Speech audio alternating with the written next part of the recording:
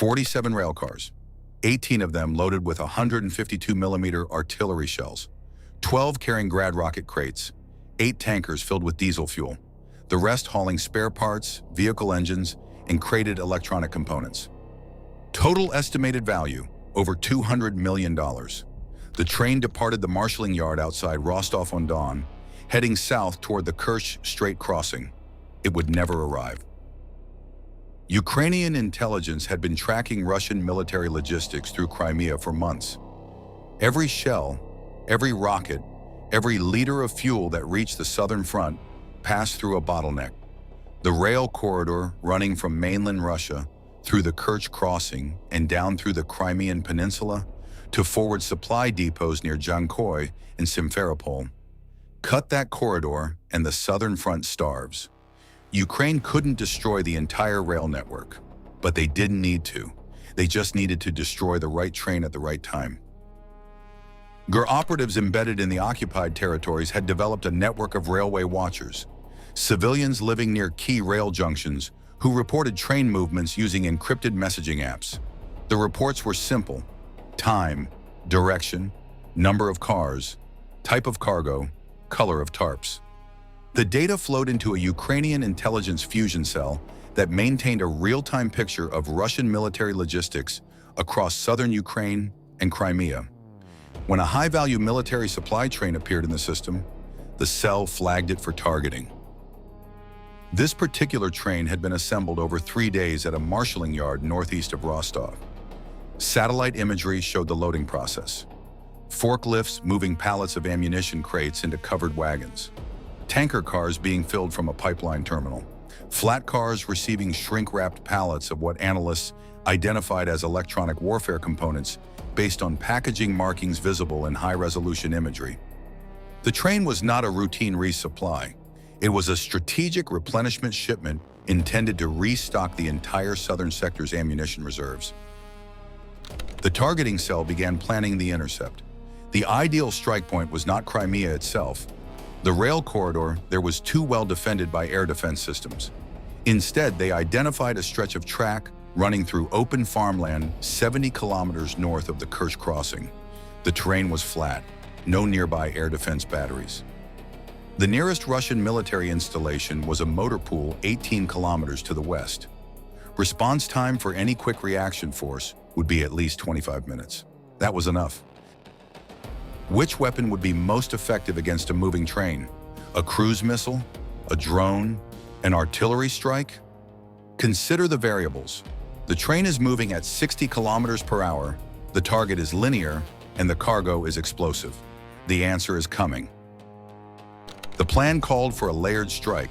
First, a pair of long-range reconnaissance drones would acquire the train and confirm its position, speed, and composition. Second, an ATACMS missile would strike the rail line ahead of the train, destroying the track and forcing it to stop. Third, once the train was stationary, a volley of HIMARS rockets would destroy the cargo cars. The timing had to be precise.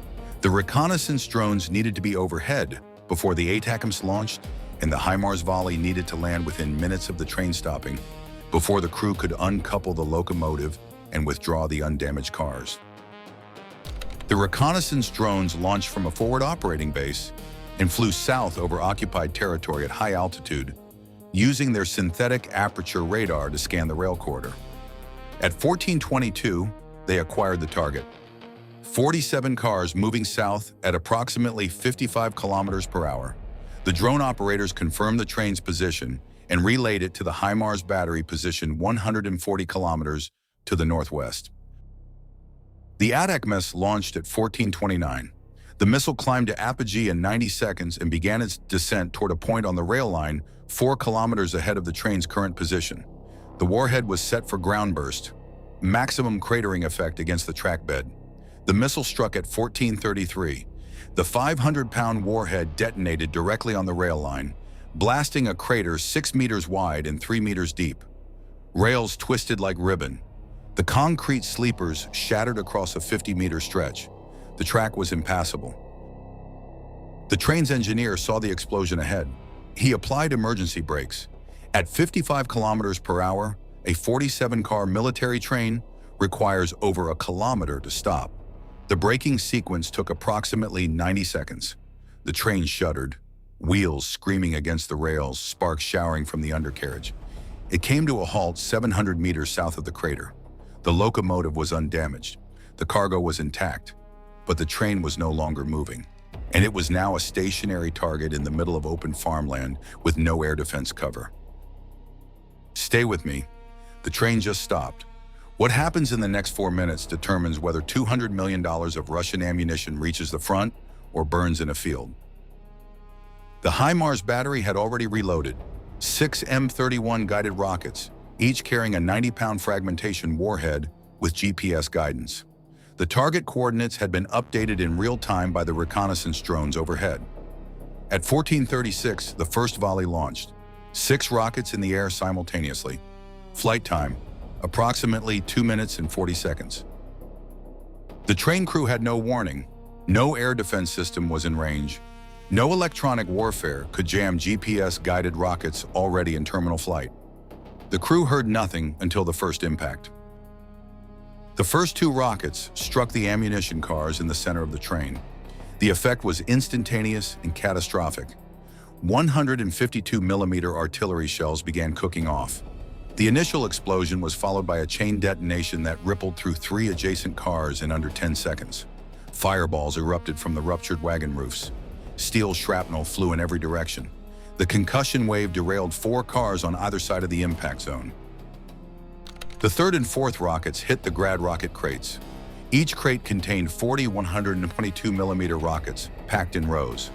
When the warheads detonated inside the crates, the rockets began firing in random directions, some shooting horizontally across the farmland, trailing fire and smoke, others spinning end over end before exploding on the ground. The scene was chaos, a cascade of secondary detonations, unguided rockets streaking in every direction, columns of fire and black smoke rising from multiple points along the train. The 5th rocket struck one of the diesel tankers. 80,000 liters of fuel ignited in a fireball, visible from 20 kilometers away. The burning diesel spread across the rail bed, engulfing adjacent cars and creating a river of fire that flowed into the drainage ditch alongside the track. The 6th rocket hit the electronic components cars at the rear of the train. The explosion scattered crated equipment across a 200-meter radius. How much of the Russian resupply reached the front? A. None. B. The locomotive survived. Only the rear cars were saved? Answer at the end. The HIMARS battery fired a second volley 4 minutes later. 6 more rockets targeted the section still intact. By the time the second volley impacted, the train was already burning along most of its length. Ammunition continued to cook off for over 4 hours. The fire burned so intensely that the steel rail beneath the train melted and fused to the ground.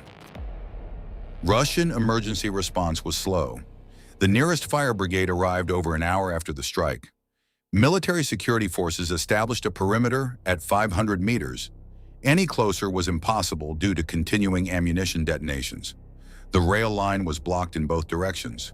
Russian logistics planners were forced to reroute all military supply traffic through alternate corridors, adding days to delivery timelines. The answer: A. None of the cargo reached the front. The locomotive crew survived by uncoupling the engine and driving north, but every cargo wagon was destroyed. Satellite imagery the following day showed a 400-meter stretch of scorched earth. The rail line remained impassable for 11 days. The impact on the southern front was immediate. Artillery units along the Zaporizhzhia axis reported ammunition rationing within 72 hours. Russian batteries dropped from 300 rounds per day to less than 80. Ukrainian frontline units reported a noticeable decrease in incoming fire within days. The tactical lesson cuts to the heart of modern logistics warfare. Russia's dependence on rail transport creates a systemic vulnerability. A train cannot maneuver, cannot hide, and cannot shoot back. The combination of real-time reconnaissance, precision track denial with ATACMS, and rapid follow-up with HIMARS creates a kill chain nearly impossible to defend against. Ukraine knows this, and they are exploiting it systematically. Was the 2-stage strike the optimal approach? Could drones alone have achieved the same result? What would you do differently to protect critical supply trains? The farmland north of the Kerch crossing is quiet now. The burned stretch of rail has been repaired, the scorched earth plowed over, but the ghost of that train lingers in every logistics meeting at Russian Southern Command. Every train heading south now travels with its crew scanning the sky, listening for rockets they will never hear in time, because ammunition that never arrives cannot kill, and Ukraine understands that logistics wins wars.